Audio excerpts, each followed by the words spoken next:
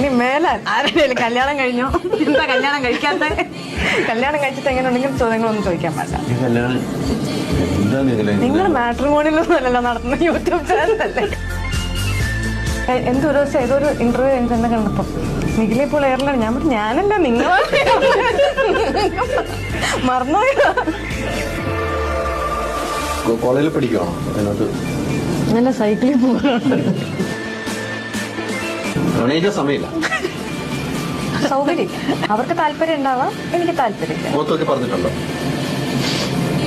പിന്നെ ഇങ്ങനെ അത് വേണ്ടെന്ന് അല്ല, പറഞ്ഞു. ഞാൻ എത്ര പേര് പ്രണയിക്കാൻ വന്നിട്ടുള്ളത് അറിയില്ല എനിക്ക്. ഞങ്ങൾ ചോറിട്ട് വരട്ടെ.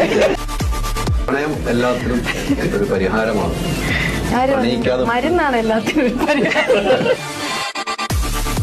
എന്തിനും ആൻസർ ഉണ്ടോ? ഇത് എന്തെങ്കിലും ആയി പിന്നെ ഇതിന് ചോദ്യം ചോദിക്കാൻ പറ്റും. രണ്ടുപേരും രണ്ട് രീതിക്കാണ് മുദ്ര കുത്തുന്നത്. സമൂഹത്തിൽ മുദ്ര കുത്തിയിട്ടുണ്ടല്ലോ. നമ്മളെന്തായാലും മുദ്രയെ കൂട്ടിയിട്ടില്ല. എന്തൊക്കെയോ ശ്രമിച്ചു നോക്കി, കിട്ടിയില്ല, ഒത്തില്ല. അപ്പൊ പിന്നെ രണ്ടുപേരിലേക്ക് വാ. എന്താണ് ഇങ്ങനെ? വാ ചോദിക്കേ. സമൂഹത്തിൽ പറയുന്ന കാര്യങ്ങളുണ്ടോ?